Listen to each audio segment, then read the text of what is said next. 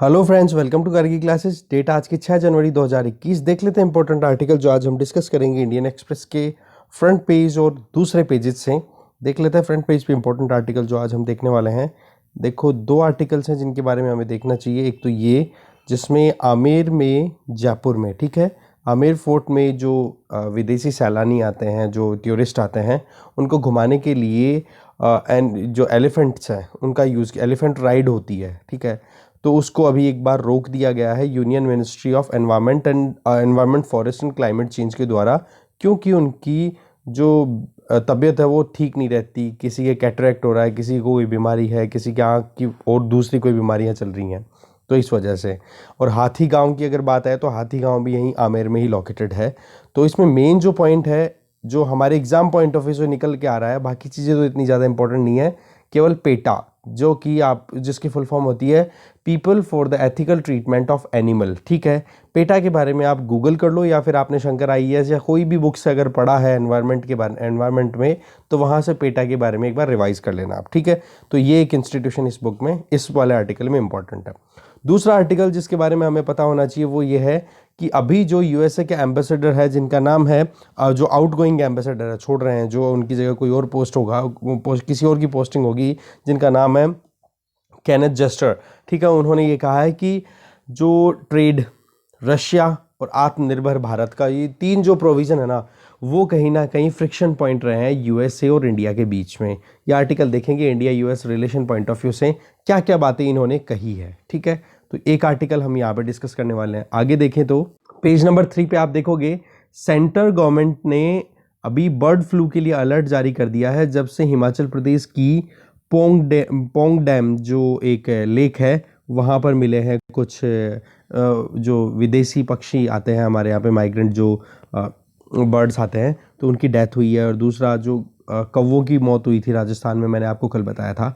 तो इसमें, इसके बारे में हमने आर्टिकल को वैसे पूरा डिटेल देख रखा है, बट दो चीज़ें इंपॉर्टेंट है। मैं एक तो रिवाइज होगा, एक इंपॉर्टेंट नई चीज़ आ रही है, वो ये कि जो पोंग डैम लेक हिमाचल प्रदेश में जो वायरस का स्ट्रेन मिला है वो H5N1, और जबकि मध्य प्रदेश और राजस्थान वाले रीजन में जो लोग, जो कौवों की डेथ की वजह से मिली है ना, वो स्ट्रेन मिला है बर्ड फ्लू का, कौन सा, H5N8। ये ध्यान रखना है अपने को। बाकी चीज़ें जो हैं वो हमने ऑलरेडी डिस्कस कर ली है, ठीक है। आगे देखते हैं कुछ और इंपॉर्टेंट आर्टिकल्स। फिर नेक्स्ट आर्टिकल है वो है German convict in Gorakhpur jail from 10 years to be repatriated. Repatriation का मतलब सिंपल सा यहाँ पे समझने की ज़रूरत ये है कि मान लो इंडिया में ये जर्मन बंदा आया था, ठीक है, और ये ड्रग स्मगलिंग कर रहा था, तो इसको पकड़ लिया गया। तो यहाँ पर पुलिस ने, जो गोरखपुर पुलिस थी, उसने इसको अरेस्ट कर लिया। अब जर्मनी में इसके अगेंस्ट में जो प्रोसिक्यूशन चलना चाहिए, उसके लिए क्या करना पड़ेगा, इस अरेस्टेड इंडिविजुअल को वहाँ पर भेजना पड़ेगा। तो इसको बोल दिया जाता है रिपैट्रिएशन, ठीक है। जैसे कि विजय माल्या के लिए हम क्या मांग रहे हैं, रिपैट्रिएशन, ये कि भाई वहाँ पर आपने पकड़ लिया है, या फिर वहाँ पर हम पकड़े, आप वैसे पकड़ा नहीं गया है, ठीक है, पर पकड़ो और हमें यहाँ पर सौंप दो। तो इंडिया दूसरे कंट्री को भी दे सकता है, और इंडिया दूसरे कंट्री से ले भी सकता है अपने सिटीजन्स को, ठीक है। तो इस चीज़ को बोला जाता है रिपैट्रिएशन, ओके। इसमें आप देखोगे repatriation of the prisoners act है हमारे यहाँ पर, वो है, ऐसा नहीं है कि कोई इसके लिए कोई प्रोविज़न नहीं है, प्रोविज़न ऑलरेडी एग्जिस्टिंग है, ठीक है। और किस केस में इसको पकड़ा गया था जर्मन इंडिविजुअल को, ये है narcotic drugs and psychotropic substance act, ठीक है। बाकी और चीज़ें हमारे काम की नहीं। आगे चलते हैं। एक्सप्लेन पेज पे अगर चलें तो देखो 3 आर्टिकल्स हैं। 3 में से देखो CSIR की लैब ने कैसे एयरबोर्न कोविड स्प्रेड को रोकने के लिए क्या एविडेंस दिया है, क्या एडवाइस दिया है, वो हमारे का देख लो एक बार आप इंडिविजुअल बेसिस पे। बाकी इतना कुछ एग्जाम पॉइंट ऑफ व्यू से इंपॉर्टेंट है नहीं। सेंट्रल विस्टा का जो वर्डिक्ट था उसके बारे में एडिटोरियल में हमने डिस्कस कर लिया था, यहाँ पर पूरी माइन्यूट डिटेल्स है, वो हमारे इतनी काम की है नहीं। ये वाला आर्टिकल है, ये हम देखेंगे कि किस तरीके से नील रिवर का ऑरिजिन होता है, कितने तरीके की, कौन कौन से इंपॉर्टेंट ट्रिब्यूटरीज हैं, और कौन सा ग्रैंड डैम है जिसमें अफ्रीकन नेशंस के बीच में अब एक, आप कह सकते हो कि कॉन्फ्रेंस होने वाली है, जिसमें सूडान, इजिप्ट और इथियोपिया, ये तीनों कंट्रीज पार्टिसिपेट करने वाले हैं, ठीक है। ये एक आर्टिकल यहाँ से हम डिस्कस करने वाले हैं। आगे चलें तो इकोनॉमी पेज पे हम देखेंगे एक तो ये वाला आर्टिकल, ठीक है, जिसमें प्रधानमंत्री नरेंद्र मोदी जी ने आप कह सकते हो कि अभी एक नई गैस पाइपलाइन जिसकी लेंथ है 450 किलोमीटर्स, जो कि कोच्चि से मंगलुरु तक लॉन्च की गई है। ठीक है, इसको one nation one gas grid programme के अंडर में लॉन्च किया गया है। रिपीट कर रहा हूं, one nation one grid one gas grid programme. इसके बारे में आप गूगल करके ज़रूर पढ़ लेना, ये बड़ा इंपॉर्टेंट है। ठीक है, बाकी चीज़ें बड़ी वही है कि सीएनजी सप्लाई हो जाएगी, पोल्यूशन कम हो जाएगा, एनर्जी एफिशिएंसी इंक्रीज हो जाएगी। टारगेट है कि हम 2030 आते आते 15% तक जो एनर्जी कंजम्पशन है वो गैस बेस्ड हो जाए, वो सारी चीज़ें अचीव करने का है। ठीक है, तो एक तो ये आर्टिकल हो गया जिसके बारे में मैंने आपको समराइज़ कर दिया। दूसरा आर्टिकल, इसकी भी मैं आपको यहाँ पे समरी ही दूंगा कि 2020 में इंडिया ने जितनी बार भी इंटरनेट शटडाउन किया ना, उसकी वजह से लगभग $2.8 बिलियन का घाटा हुआ है। और ये घाटा आप देखोगे, इंडिया के बाद में जो 20 कंट्रीज़ हैं जहां पर हाईएस्ट लॉस कंसिडर किया गया है इंटरनेट शटडाउन की वजह से, उन सभी 20 को भी मिलाकर के अगर करोगे ना, तो उससे भी डबल ज़्यादा घाटा हुआ है इंडिया को। ये चीज़ यहाँ पे बताई जा रही है। इसमें नॉर्थ कोरिया और चाइना को कंसिडर नहीं किया है, क्योंकि वो क्या है, आप कह सकते हो वो एक तरीके से ऑटोक्रेटिक कंट्रीज। ऑटोक्रेटिक तो क्या कहोगे, वहाँ पर कोई प्रॉपर रिजीम डेमोक्रेटिक कंट्री तो है नहीं वो। ठीक है, तो इस तरीके से उन लोगों ने अपना डेटा वो रिलीज़ करते हैं। ठीक है, इसमें कुछ इंस्टीट्यूशंस के नाम है वो आप ज़रूर देख लें। एक तो ट्राई के बारे में आप ज़रूर पढ़ना, telecom regulatory authority of India. ठीक है, इसके बारे में आप ज़रूर देख लेना, ये कौन सी मिनिस्ट्री के अंडर आती है, कितना क्या इसका पूरा प्रोविज़न होता है, किस तरीके के सजेशन देता है, क्या नहीं देता। और जो मेंस के हिसाब से पॉइंट ऑफ व्यू से देखें तो जम्मू कश्मीर में जब से स्पेशल प्रोविज़न जो स्टेटस था जम्मू कश्मीर का, जब से रिपील किया गया है, तब से वहाँ पर 2G एक्सेसिबिलिटी तो फिर भी अवेलेबल करा दी गई, बट 4G एक्सेसिबिलिटी अवेलेबल नहीं कराई गई। ठीक है, ये चीज़ बताई जा रही है। ग्लोबली अगर देखें 2020 में, तो आप देखोगे लगभग $4 बिलियन का लॉस हुआ है। तो आप देख सकते हो बहुत ज़्यादा लॉसेज होते हैं। अब और इंडिया ही नहीं, इंडिया के अलावा और भी कंट्रीज़ के नाम जैसे Belarus, Myanmar, Yemen, Ethiopia, Azerbaijan, Turkey, Syria, Iran, Tanzania, Venezuela, Somalia, ये कुछ और कंट्रीज़ हैं जहाँ पर डेमोक्रेसी है या किसी भी तरीके से डेमोक्रेसी कोई ना कोई फॉर्म में है, बट वहाँ पर ये इंटरनेट शटडाउन हुआ। ठीक है, और इसके बारे में मैं जो डिटेल थी वो हमने पिक कर ली। और जो इंपॉर्टेंट एक आर्टिकल है जिसकी ब्रीफ हमें पता होनी चाहिए, वो ये कि वर्ल्ड बैंक ने ग्लोबल ग्रोथ रेट को 2021 में प्रिडिक्ट किया है कि बोला 4% रह जाएगी।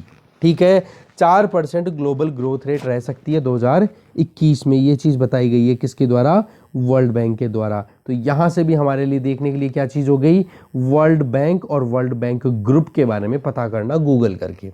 ठीक है, तो अब देख लेते हैं जो भी इंपॉर्टेंट आर्टिकल से बचे हुए उनकी डिटेल एक एक करके।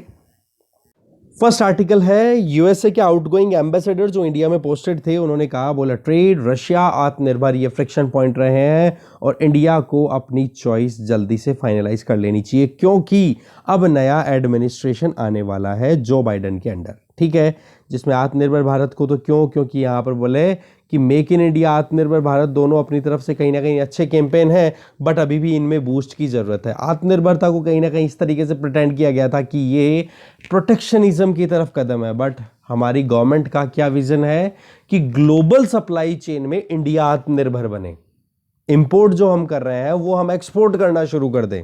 ठीक है, थोड़ा सा बिहेवियरल चेंज है, राइट। यूएसए की एम्बेसी या फिर हम कहें ऑब्जर्वर रिसर्चर फाउंड, इन्होंने मिलकर के ये एक प्रोग्राम ऑर्गेनाइज किया था।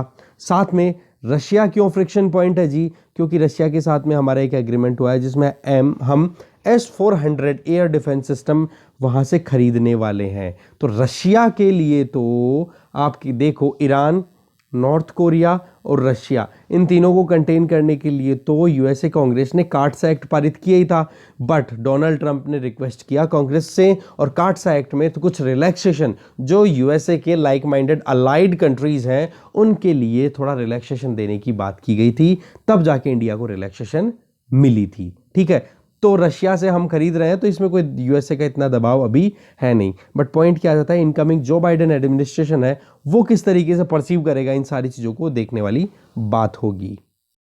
इसके अलावा इन्होंने ये कहा कि बोला चाइना जो अपनी एग्रेशन दिखा रहा है उसको कंटेन करने के लिए लाइक माइंडेड कंट्रीज, जैसे क्वेड की बात हुई तो क्वेड साथ में आए, ये बड़ा एक एनकरेजिंग आप कह सकते हो इवेंट था। इसके अलावा इंडिया यूएस ट्रेड जो है या फिर इकोनॉमिक रिलेशनशिप जो है उसमें कहीं ना कहीं थोड़ा सा फ्रिक्शन है, वो उसके लिए एफर्ट्स करने की ज़रूरत है। बोला आत्मनिर्भर कैंपेन है, देखो ये कंपैटिबल तो हो सकता है बट इसमें थोड़े से और आप कर सकते हो कि काम करने की ज़रूरत है। इसमें थोड़ा सा ये बताया, बोला कि यूएसए से आने वाला जो इम्पोर्ट है इंडिया में उस पर अगर हाई टैरिफ लगा दिए गए या नॉन टैरिफ बैरियर्स भी अगर लगा दिए गए तो उसकी वजह से भी इंडिया और यूएसए के रिलेशन कहीं ना कहीं थोड़े से ट्रेड को लेकर के डाउन हो सकते हैं। मेक इन इंडिया, बोले मेक इन इंडिया अभी भी इंडिया को अगर वर्ल्ड में एक एक्सपोर्टर की तरह काम करना है, ग्लोबल वैल्यू चेन में अच्छे से पार्टिसिपेट करना है तो इंडिया को अभी और काम करने की ज़रूरत है, ऐसा नहीं कि इसके बेसिस पे ही हो। दूसरा इन्होंने ये बोला ईस्ट एशिया की जो अगर सक्सेस स्टोरी देखो आप, ईस्ट एशिया में जो कंट्रीज है वो कैसे सक्सेसफुल हुए हैं तो उसकी वजह है कि उन्होंने अपने मार्केट को बहुत ओपन रखा, ठीक है। तो वो ओपननेस इंडिया को भी देखनी पड़ेगी, तब जाकर के ईस्ट एशियन टाइगर्स की अगर बात करो या साउथ ईस्ट एशियन कंट्रीज़ की बात करो उनकी तरह इंडिया ग्रोथ कर पाएगा। और स्पेशली उनका एंगेजमेंट किनके साथ रहता था, वेस्ट के साथ में और मेनली यूएसए के साथ में। तो वही बात है, यूएसए के एम्बेसडर है तो वो बात तो यूएसए की करेंगे। आगे चलते हैं। एक आर्टिकल और इम्पोर्टेंट है, वो है कि गवर्नमेंट अभी फरवरी 25 को नेशनल काउ साइंस एग्जाम रखने वाली है, जिसमें एक आप कह सकते हो कि क्यूरियोसिटी अबाउट काउज उसकी बारे में इन्फ्यूज़ करना कि हाँ काउज कितनी यूटिलिटी वाली अभी भी एक इम्पॉर्टेंट एनिमल कंसिडर की जा सकती है, सेंसिटाइज करना लोगों को, एजुकेट करना लोगों को काउ के बारे में, ठीक है। इसमें आप देखोगे कामधेनु विज्ञान प्रचार प्रसार परीक्षा इस नाम को बोला जाएगा, जो कि फरवरी 25 को होगा और ये हेल्ड की जाएगी राष्ट्रीय कामधेनु आयोग के द्वारा, ठीक है। और आप दूसरा आप देखोगे जो department of animal husbandry and dairying है वो भी साथ में काम करेंगे, ये दोनों मिल करके। एमसीक्यू बेस्ड एग्जाम होगा। इस एग्जाम में 4 तरीके की एग्जाम होगी 4 कैटेगरीज में। एक तो प्राइमरी लेवल, दूसरा स्टूडेंट जो है वो 9th से 12th तक के होंगे, थर्ड कैटेगरी में कॉलेज और यूनिवर्सिटी के स्टूडेंट्स होंगे, तो फोर्थ ओपन होगी जिसमें इंडियन सिटीजन्स या फिर फॉरेनर्स भी पार्टिसिपेट करना चाहे तो कर सकते हैं। यहाँ पर बोला जा रहा है 5 ट्रिलियन इकोनॉमी अगर बनना है, $5 ट्रिलियन की इकोनॉमी हमें बनना है तो उसके लिए गोवंश हमारा बहुत इंपॉर्टेंट रोल प्ले कर सकता है, कैटल जो है वो बहुत इंपॉर्टेंट रोल प्ले कर सकते हैं। क्योंकि आज भी आप देखो गाय का दूध, गाय का जो मूत्र है या यूरिन हम बोलते हैं या डंग, ये बहुत ही प्रेशियस है, इनके ऊपर रिसर्च होने की ज़रूरत है, इनके लिए लोगों को अवेयर करने की ज़रूरत है। इससे क्या होगा, गायों के बारे में ज़्यादा सेंसिटाइजेशन होगा, ज़्यादा जागरूकता होगी तो उनका यूटिलाइजेशन ऑटोमेटिकली बढ़ पाएगा। एक आर्टिकल आया है कि ईडी ने, एनफोर्समेंट डायरेक्टोरेट ने 452 करोड़ रुपए के एसेट्स जब्त किए हैं। अटैच का मतलब होता है जब्त करना, सिंगापुर की एक शेल कंपनी का। तो इसमें यह बताया गया है कि वो कंपनी क्या थी क्या नहीं थी वो देखो हमारे काम की है नहीं। अब बात ही आ जाती है हमें क्या देखना है इस आर्टिकल में। एक तो ये कि भाई एनफोर्समेंट डायरेक्टोरेट के बारे में थोड़ा सा गूगल करके पढ़ना है। दूसरा आपको पढ़ना है सीरियस फ्रॉड इन्वेस्टिगेशन ऑफिस सफाईओ, इसके बारे में देख लेना है। एक IL&FS का क्राइसिस ऑलरेडी चल रहा है, उसी से एसोसिएटेड ये पूरा काम है, उसके बारे में आपको देखना है।